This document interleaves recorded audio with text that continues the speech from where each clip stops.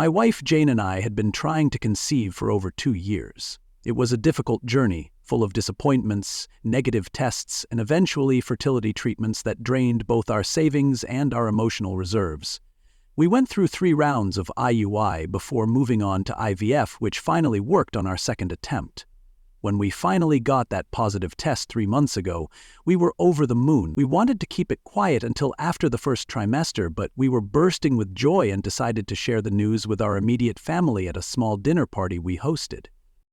Enter my sister-in-law, Megan. Megan is my brother's wife of 3 years, and she has always had a flair for drama. Everything in her life is a crisis, a celebration, or somehow more significant than whatever anyone else is experiencing. Needs surgery? Megan once had a medical procedure that was way more complicated. Get a promotion? Megan was about to get an even better offer but turned it down for personal reasons. Run a marathon? Megan was training for an ultramarathon but had to stop due to an injury that doctors said was the worst they'd ever seen. You get the idea. Despite this, Jane and I have always tried to maintain a good relationship with her and my brother. Family is important to us, and we believed we could handle Megan's personality quirks. My brother Tom seems happy with her, and who are we to judge? Besides, we only see them at family gatherings every month or so. The night of our announcement, we had everyone over for a special dinner. My parents, Jane's parents, my brother and Megan. We spent hours preparing a beautiful meal, complete with Jane's famous homemade bread and my specialty dessert. We waited until dessert, then shared our news with tears in our eyes. Everyone was thrilled, hugging us and asking questions about due dates and how we were feeling. My mom cried, Jane's dad made a touching toast, and there was a genuine feeling of celebration in the air. Everyone seemed genuinely happy except Megan, who remained suspiciously quiet. She smiled and offered congratulations, but I noticed she barely touched her dessert and kept whispering to my brother. As the excitement about our news started to settle, Megan suddenly cleared her throat and said, "Well, I guess this is the perfect time to share our news too." She looked at my brother, who seemed confused, and announced, "We're also expecting. I found out last week, but wanted to wait for the right moment." The room erupted again, this time with double the excitement. 2 babies in the family, what are the odds? Jane and I were surprised but genuinely happy at first. Having cousins close in age would be wonderful. But as the evening progressed, I noticed some odd things. My brother seemed completely blindsided by the announcement. When my mother asked him how he felt about becoming a father, he stumbled over his words and said something vague about being still in shock. Megan dominated all conversations, steering any questions about our pregnancy back to hers. She claimed to be exactly 6 weeks along, conveniently making her due date just 2 weeks after Jane's. On the drive home, Jane was quiet. When I asked what was wrong, she admitted feeling like our special moment had been hijacked, but insisted she was probably being oversensitive due to pregnancy hormones. I assured her that her feelings were valid, but also suggested we give Megan the benefit of the doubt. Maybe the timing was just an unfortunate coincidence. Maybe she truly was pregnant and just chose an awkward moment to share the news. Over the next few weeks, Megan's pregnancy became the central focus of all family interactions. She had extreme morning sickness that somehow only appeared when others were around, specific cravings that required my brother to make midnight runs to stores, and an ever-growing list of symptoms that she detailed extensively in the family group chat.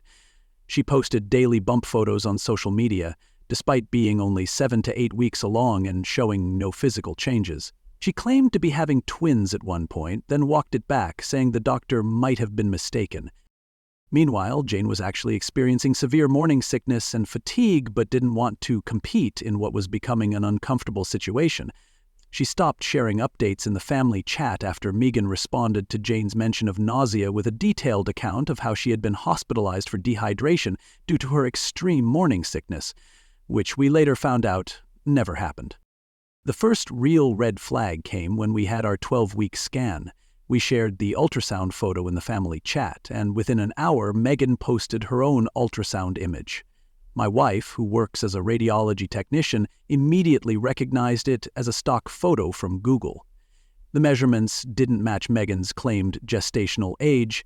and there was a watermark partially cropped out of the corner. The date on the ultrasound was from 3 years ago, and the patient name had been poorly edited out. When Jane gently inquired about this privately, Megan lashed out, accusing Jane of pregnancy rivalry and trying to make her look bad. She claimed she had posted an old image because she didn't have time to scan the new one and was hurt that we would question her. My brother stayed silent during this exchange, not defending his wife but not addressing our concerns either. Things escalated from there. Megan began experiencing every symptom Jane mentioned, but worse. If Jane had mild swelling, Megan was retaining so much water she couldn't wear her shoes. If Jane mentioned feeling the baby move, Megan would grab her stomach during family dinner and exclaim loudly about how her baby was doing somersaults. She created a baby registry full of expensive items and shared it widely, tagging family members who had already purchased gifts for us, with hints about what she wanted. My parents, excited about 2 new grandchildren, purchased several big-ticket items for both couples, including matching cribs and strollers. Megan's mother threw her an early pregnancy celebration, not quite a shower but close enough, where she received more gifts.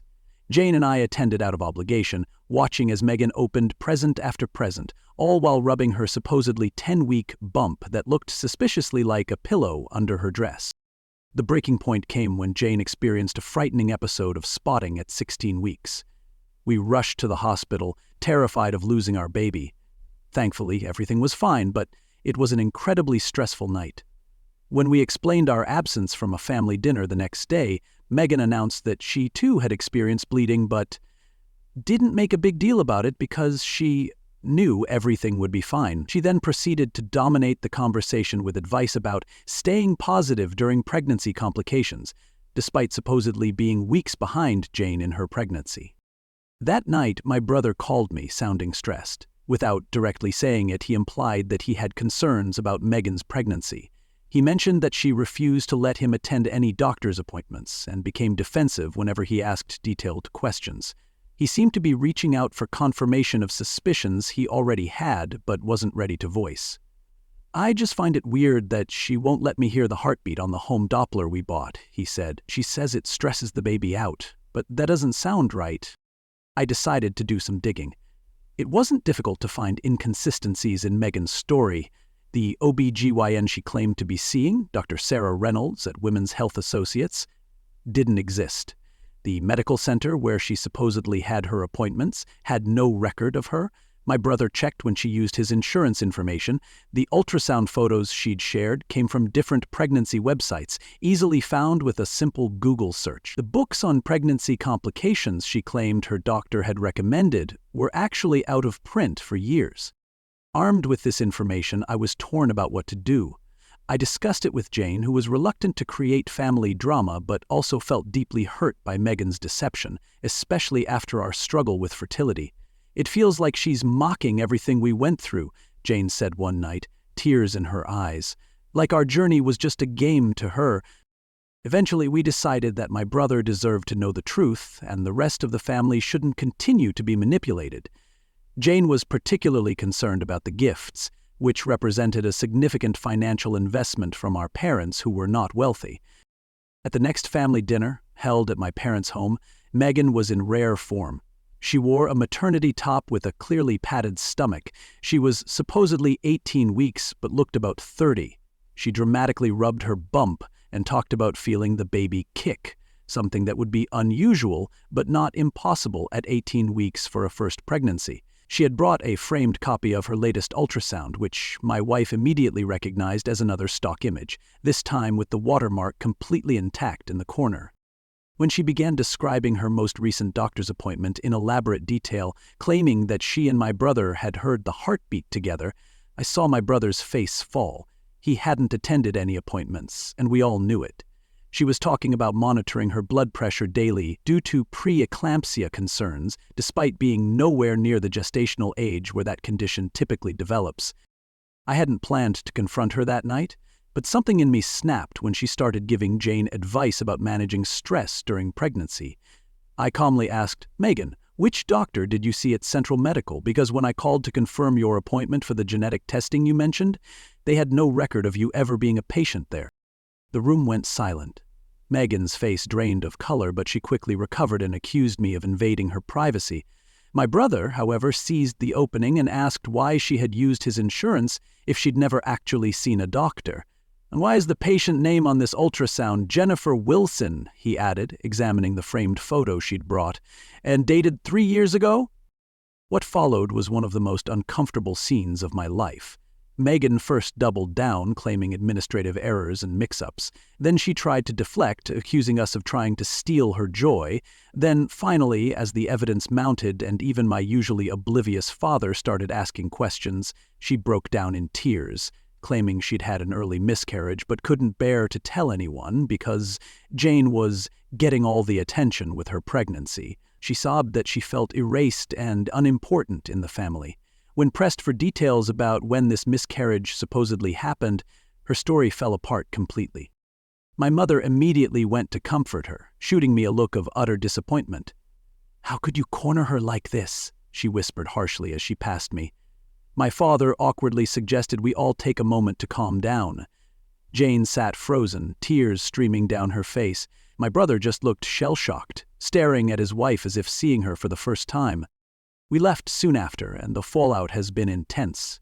My parents think I humiliated Megan unnecessarily and should have addressed my concerns privately.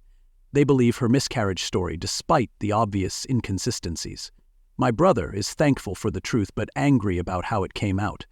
He's revealed that Megan has a history of exaggerating medical conditions for attention, but never something of this magnitude. Megan has painted herself as the victim of a cruel, jealous attack during a time of emotional vulnerability.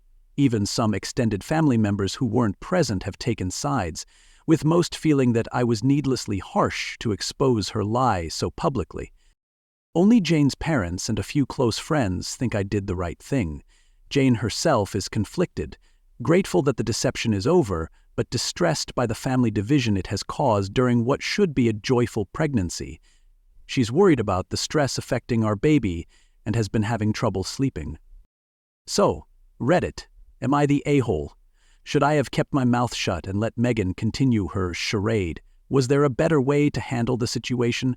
Or was exposing the truth, however uncomfortable, the right thing to do?